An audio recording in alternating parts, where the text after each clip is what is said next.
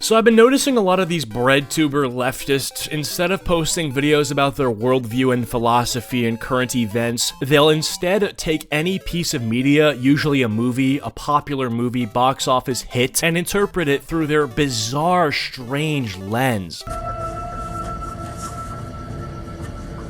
Hello, Mr. Oshinsky. Yeah, his name is Mr. Oshinsky. Probably a coincidence for sure. Definitely not a dog whistle. You're a fucking idiot. They'll take Cars, the movie, for example, and instead of it being about, Lightning McQueen and his battle against, the green dude with the mustache and how he made it to the top, it's actually a giant allegory for being trans. Yeah, you didn't know that? Well, watch my 90-minute video where I interpret everything in that movie through a lens that completely affirms my worldview and invites no criticism at all without labeling it as transphobic. Now, recently there was that YouTuber In Praise of Shadows who is actually known for doing the exact thing I just described, who got destroyed on the internet because of his hit piece on Wendigoon for the fact that Wendigoon is right-wing adjacent and reviews horror films. And I thought, in light of that, let's watch someone who does the same thing as In Praise of Shadows and really just bathe and bask in the utter stupidity that is this style of video. With me, I have none other than the legendary Brent Rivera victim, commentary legend, Dumpy. What's up, guys? So basically, Brent Rivera P. Diddy'd me. Yeah, I mean, he kind of did when we think about it in context. I mean, what do they have in common? Basically everything other than ethnic background. Anyway, so, Dumpy, we're watching Shrek 2, a queer masterpiece. Now, I don't know about you, but growing up, I did watch the Shrek movies. I did watch Shrek 2. Nothing about it, looking back, was super queer to me. It was a simple tale about an ogre who, overcame adversity. I don't recall it being all too gay, do you? Actually I don't, and what kind of irritates me about this is that actually Shrek 2 was my favorite in the Shrek saga, and I feel that almost as if this guy here, he made the video, actually knew that, and he's just trying to piss me off. Yeah, by the way, I didn't go over this. The person who made this video is John the Duncan, pretty small bread tuber. He's more of a crumb tuber considering the sub count. Dude's got no fucking motion at all. Literally a fucking loser, and he made this video, Shrek 2, a queer masterpiece, where he basically does historical revisionism and gaslights all the viewers of this video into reconsidering the movie that they know and love as a DreamWorks classic to actually be a piece of LGBT media. What is the most impactful queer movie? Is it Pride? Is it Moonlight? Is it that one episode of The Last of Us where Nick Offerman's tiny face made me cry like a little child? I'm gonna love you for a long, long time. What? I hate to Nope, pause. it's not that one, it's Shrek. Yeah, that's what he's about to say. First of all, what about what we just witnessed was gay? I don't know. It was a dude playing the piano who looked like the fucking guy from Hangover. Forget his name, but nothing No, about right. that. Yeah, right? What is that dude's name? Actually, it's kind of bothering me now. Zach Galifianakis. Zach Galifianakis. I was just... that was Looks on the tip just of my like ass. him. No, on the tip of your ass. And don't have it open for too long. This guy might explode. But I will say... Yeah, this is, none of what he just showed mattered because it's Shrek, apparently. Look at his face. Oh, God. And you were my purpose. He loves him so much. I can't imagine life for him. No, it's not. It's clearly Shrek 2. Oh my god. I just said that. I need a hero. And that hero is Shrek 2 because it's really good. It's really... Okay, I'm gay. sorry, dude. I have to say this, bro. Why is it that every crouton YouTuber sounds fucking depressed in a video? They're always so fucking sad sounding. Yeah. They're very low energy. It might be a result of the antidepressant abuse, or rather just the state of their existence being the fact that they have to upload fucking videos like this to the internet. But either way, the observation you've made is poignant and 100% bullseye. He sounds like he's about to kill himself, and he's making a video, and in the intro he's like, yeah. It's the most. You talking about Shrek 2. It's like, dude, are you good? Do you need better help? Do you need a therapist? What the fuck is your problem? Cause that's what Shrek 2 do. I need a hero. What is he saying? This is downers for sure, bro. Take an Adderall, slap yourself in the face. This month, I thought I'd take a break from my normal form and talk a bit about a film which I sincerely and unironically believed to be a queer masterpiece. That being the highest grossing film of 2004 and at the time the third highest grossing film of all time, Shrek 2. Okay. A film which That's not in the movie. Okay, you can't say it's a queer movie and then show some fucking fan art of trans. Like what? Yeah, I hope he understands that everything ever created has some sort of homosexual fan art created of it. I mean, this is not a Shrek unique phenomenon. Everything that has more than like 10 viewers has someone making it gay. You understand that? That's just a fact of the population demographics. Obviously, 1 in 5 person who consumes this medium is gonna be like, whoa, what if it was gay? I mean, this was happening back in 2015 YouTube with Markiplier and Jacksepticeye. The fact that they played video games together was enough for fucking Wattpad users and DeviantArt users to draw them fucking and kissing each other. And they shipped them and it was Septiplier, okay? This has always been a thing. I hate you, and Shrek is not gay. He never did this in the movie. So while we all know that Shrek, the original, is trans, we all know this. No, we don't. Is that the joke? Because you're about to teach us why he's trans? Also, your face is weird. There's no need to explain. This is table stakes at this point. Grow the fuck up and accept Shrek as trans. I believe that Shrek 2 ramps up every queering element of Shrek and surpasses it in both form and content. I mean, as well as just being a better movie. Truly, the Godfather 2 of the Shrek franchise, which makes Shrek 3rd Godfather 3, which I guess is also true, but I don't know where Shrek 4 fits in, Shrek Forever After, and the Puss in Boots movies. Are they just like other? Oh, so you didn't do your research! So you don't know what you're saying at all! I have no clue what I'm talking about. I do have a script that I'm going off of that I did write, but the rest of it I didn't think of really well, so you guys are gonna have to work with me as I make this constipated face in front of my camera and my audience of 60,000 viewers who are going to have to sit there mind-boggled as much as I am while I try to form some sort of a coherent point.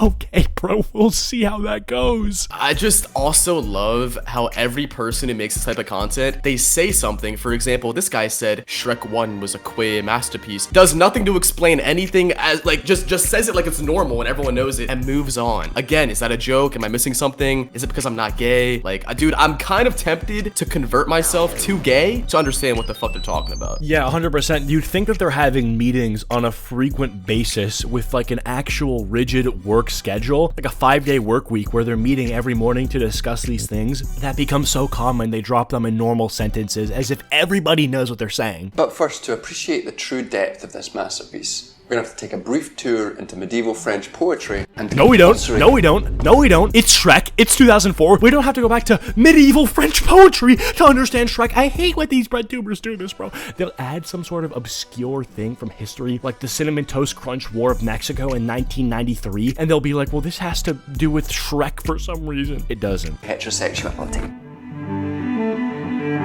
Gets up out of his fucking sofa as if he's not gonna go right back Yeah, to he's there. gonna go right back. Like, dude, what? the background better change. Like, he better be in his bathroom. He better be in the fucking electric chair or something, dude. It's gotta be different, right? He got up, he walked away.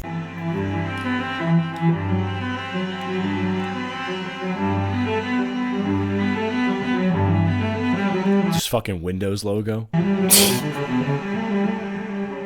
So, Oh, we're now in the same fucking room from a different angle. Great. Is it the same room? Yeah, it's the other side of the room where he keeps his Karl Marx bobblehead. Nah, dude. Nah, you're a fucking hater, bro. He was in his fucking living room. Now he's in his study. Come on, give him a break, dude. He's trying his best. Jesus Christ. Oh, look at that. Look at this. He framed his eviction notice. Interesting. Actively know that the worlds of fairy tales and their various reinterpretations reinscribe patriarchal heteronormative cultural narratives. He doesn't even know any of these words. What the fuck is he saying, dude? He's fucking putting a spell on me, dude. What? No. I hate when they do that shit, too. Like, we just watched the video that's on my channel. It's literally the same shit. They all do this, bro. They always do the same exact shit, bro. Oh, let me use the biggest word I can fucking possibly think of to convey to the audience that I'm actually more intelligent than you. You should actually get on my level. Fuck that shit, dude. Yeah. Whatever happened to it's having like, fun in videos? Like, what? It's all just posturing that you have the biggest brain in the room. It's like, oh, all these books that I've definitely read. All these pictures that I framed myself. I'm analyzing a kid's movie, but please take me seriously. It's like, you're literally 20-something, and this is what you're doing. No amount of words that end with TY are going to prove anything to me. This is especially clear with the Disney reinterpretations of fairy tales. You know, the prince and the princess, the passive princess and the classic romance, and all the metaphors, doves and roses, and walled castles.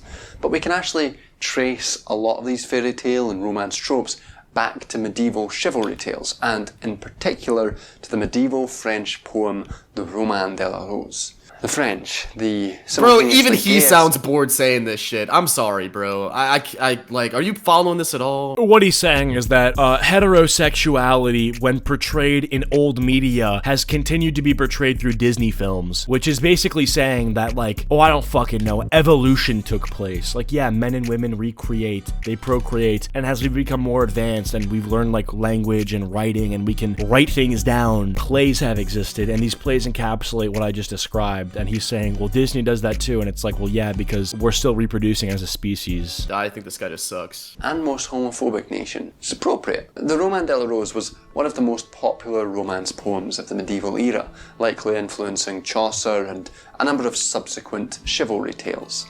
It traced the whole act of romantic courtly love, whereby the knightly lover quests to invade the conquest's walled garden and claim a kiss from his rose. Rose being both the name of the conquest and the metaphorical symbol of a woman's sexuality.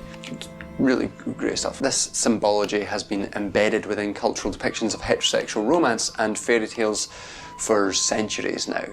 Not just through popular depictions of fairy tales like Disney's Are you playing a game on your console? Oh, no. I can hear your controller. What are you It's not playing? my controller, it's my X-Defiant. various princess stories, but through modern understandings of, you know, love as a conquest. Men considered the agents, women their objectified conquests. It's, of course, part of the rape culture which permeates patriarchal society. Bro, what the fuck? Whoa. A story of a man getting with a girl petrifies, or whatever the fuck, rape culture? This guy does look like he knows a lot about rape culture, though, so... I don't know what to tell you.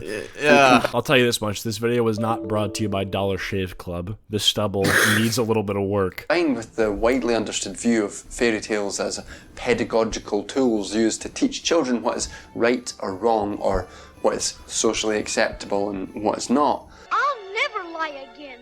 The genealogy of the Roman de la Rose through Disneyfied fairy tales stories helps us understand that the world which Shrek is directly satirizing is one of heteronormativity, patriarchy, and... Okay, this absolute moron doesn't seem to contextualize that this movie was made a decade before gay marriage was even legal. So the fact that you're considering all these things is cute, but also retarded. I don't think the writer's room of Shrek or Shrek 2 was thinking about heteronormativity, as that word didn't get any airtime until like more than a decade after the film was even released.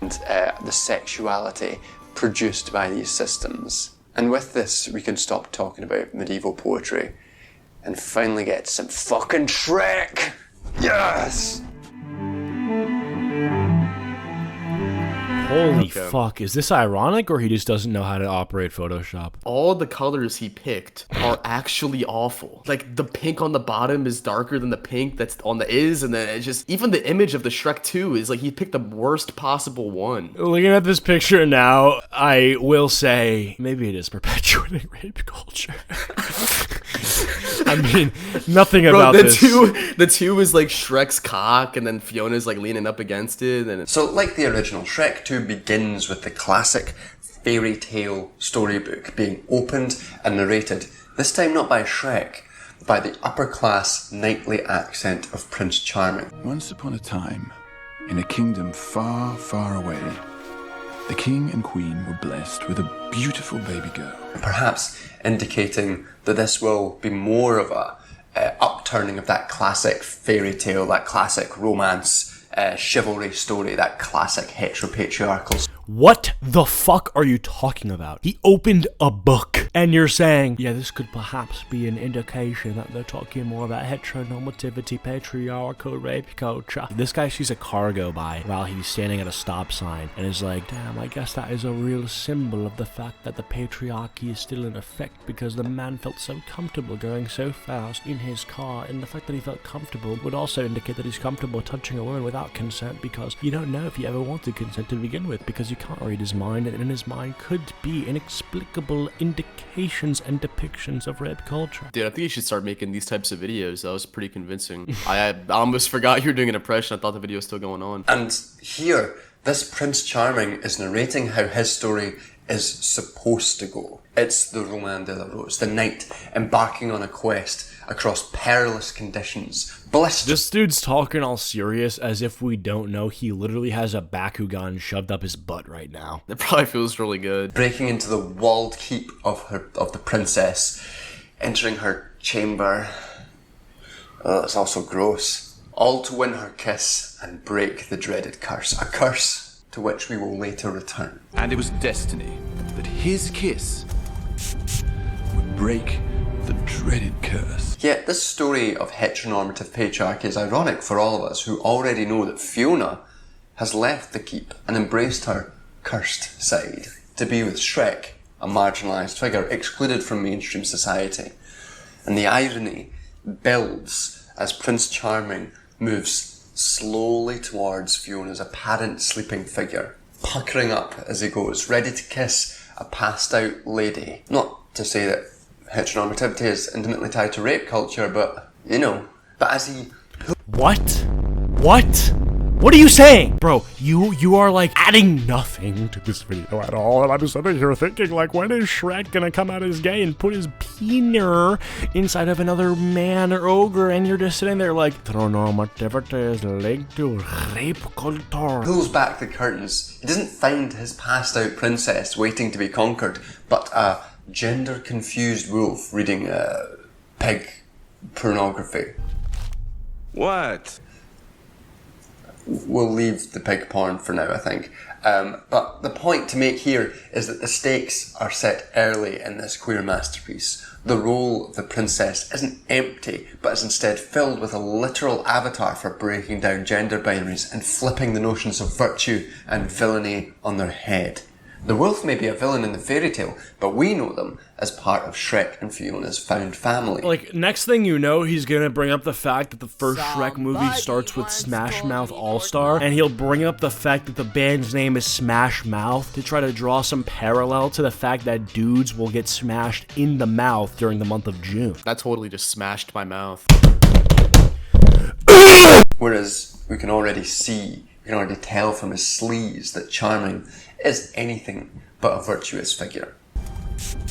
Already, the centuries-old Because he used narrative of breath patriarchal spray? heteronormative romance is being flipped on its head as Shrek 2 starts its holy work of turning all your kids gay. Work that continues immediately as the film cuts to Shrek and Fiona's honeymoon, scored with the song Accidentally in Love.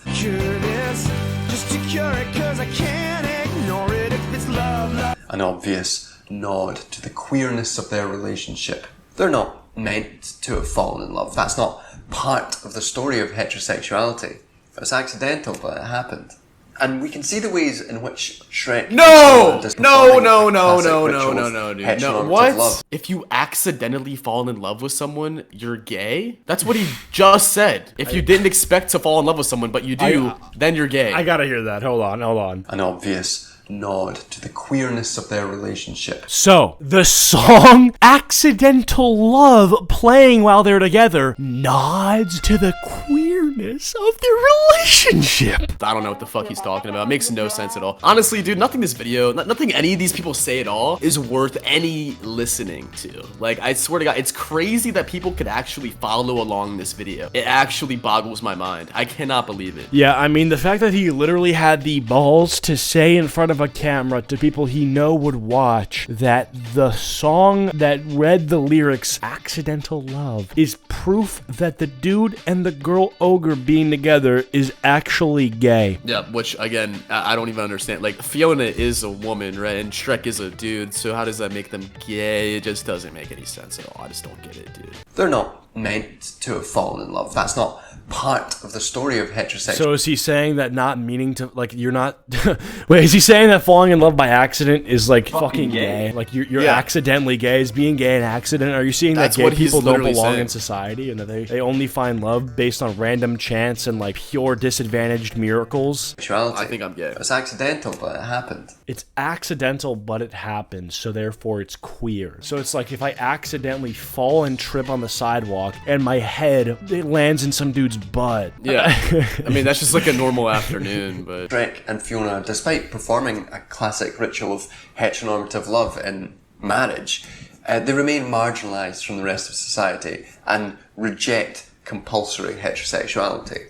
Indeed, Fiona, throwing the classic Disney princess of The Little Mermaid back into the fucking sea as the oceanic force of nature attempts to literally push heteronormativity onto Shrek, can clearly be read as a rejection of compulsory heterosexuality. Hold on. As the oceanic force of nature attempts to literally push... Alright, first of all, shut the fuck up. Oceanic force of nature, a wave. It's a wave. It's a wave. Indeed, Fiona, throwing the classic Disney princess of The Little Mermaid back into the fucking sea as the oceanic force of nature attempts to literally push heteronormativity onto Shrek. Okay, that would only make sense if the wave came with a fucking gay guy that was rubbing himself on Shrek. But instead, it's two women, so there's no allegory, no metaphor of the wave forcing heteronormativity onto Shrek, when in reality, it's both two women, one of a different species and one of his own. And, like, people will make videos like this and then wonder why nobody likes them. Moreover, while Shrek and Fiona perform romantic acts like slow-motion running through the flowers, their marginalisation comes flying at them in the form of pitchforks and murderous intent from the villagers. Is it any wonder then that upon returning to their marginal safe space of the swamp, that Shrek declares how good it is to be home? It's so good to be home. Or maybe it's because he wasn't home. Nah. You're looking at this at such a baseline level. I mean, it's clear if you look at the Homo sapienology of the film. I mean, I think you're just in denial, dude. I don't know. I just think you don't get it. It's not like, you're not cool. You're not as cool as me and, John. What's his name? I'm sorry, I keep forgetting his name. Return and their expression of queer love, symbolic of their comfort. So they're straight, but they're queer because he said so. Is interrupted by the trumpeters who arrive from the embodiment of the idealised heteronormative love of Far, Far Away, the disciplinary force of normative behaviour already foreshadowed by the silencing of the funky individual trumpeter. So the fact that this dude was playing the trumpet when everyone else was playing one thing is because gay people aren't accepted in society. Oh my god. And the fact that he slaps him to play properly is the force of heteronormative activity encroaching on his freedom to be queer. Now that the king and queen can be sure that she's free of her queer side, for which she was imprisoned in the tower in the first place, now that she has been rescued by her Prince Charming. You're, Prince Charming. And you can see in this scene how Shrek has long been living out in the queer world, familiar with the ways in which the heteronormative world sees him in this exchange. I mean, don't you think they might be a bit shocked to see you like this? He knows that Fiona's parents, despite everything Fiona thinks she knows about how parents are supposed to act and they're supposed to have unconditional love for their children, he knows that they're likely to reject her when they see that she's not playing by the patriarchal rules. Despite being married and performing that aspect of heteronormativity, Shrek knows that they will likely not be accepted. But he acquiesces, and Shrek, Fiona and Donkey make their way to the heart of the heteronormative patriarchy, far, far away. It's gonna be champagne wishes and caviar dreams from now on. Now, does he think that this movie has any plot beyond an allegory for gayness? Telling and retelling the stories of heteronormativity, remaking the Roman de la Rose, while in their hidden lives, existing diametrically opposed to its message. And even the song that plays Funky Town. Are you fucking kidding me? Yeah, I don't understand. Are how you people could even kidding follow me? this. This guy has unlimited content. He can make a video about actually any video, any piece of media, any music, like anything. He could touch anything and make it gay. And how many times has he said heteronormativity in this video? It's like every sentence. 100%, you're right. Like, he could make any analysis on something that is actually an allegory for gayness. Like, there's plenty of movies, videos, whatever, that are like, there's like a hidden gay message, right? Shrek 2. I promise you is not one of them. The horse carriage is actually a metaphor for the butt plug inside my anus right now. Right. And Far, Far Away represents my relationship with my father after I came out. It's like A disco classic, itself a genre closely associated with gay culture. Oh my god. it's like I could play Bangarang by Skrillex in this movie, and then he'd be like, you see, Skrillex defies gendered norms by growing his hair out, and that could be seen as queer. It's like, dude, it's fucking Skrillex. There's no choice in stopping the established story. That is, until he overhears the godmother and Prince Charming threatening the king again by outing him to the world to drug Fiona and force her to fall in love with Prince Charming. What? You can't force someone to fall in love. I beg to differ. I do it all the time. Literally, compulsory heterosexuality. This guy should just take a hard look in the mirror and understand that not a single thing he ever has said in his entire life is worth being listened to. His entire existence is a lie. Actually, I can't even say that because that's like, oh, you hate gay people, you hate trans people. It's like, well, I mean, how am I not supposed to hate? You don't understand Shrek and Fiona as symbolically queer, then you might have trouble. But that's the role of queering media. To read it in such a way as to emphasise its queer potential, and in doing so communicate queer ideas to the world. Maybe on its own Shrek 2 isn't as queer, but media exists in a constant relationship, a constant renegotiation with its audience and the wider world. And if we the audience queer Shrek 2, then we make it the queer masterpiece. We have the power. That is the most diabolical thing I've ever heard in my life. We, the audience, we, the people, must make everything about us, everything about sexuality, everything gay. Because that means we are the powerful people. So he basically just like, if I make a 70-minute video about how it's gay, then maybe people will believe it's gay. That's what he just ends the video with. Okay, get the fuck out of here. I hope you enjoyed. This video sucks. Bye.